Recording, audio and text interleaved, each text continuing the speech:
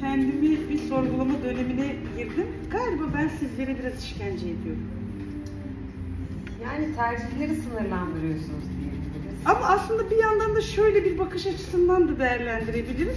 Siz zaten çok yoğun insanlarsınız. Bir de buraya gelip oje mi düşüneceksiniz? Mesela. Değil mi? Ya da düşündüklerimizi niye zaten düşünüyoruz mesela gelmiş buraya kadıncağız French diye.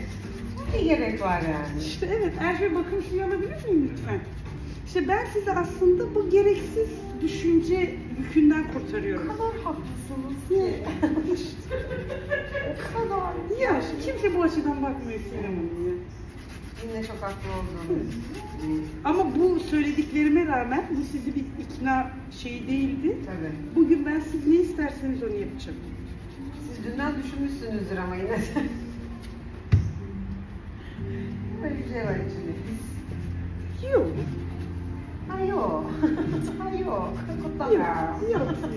Söyle.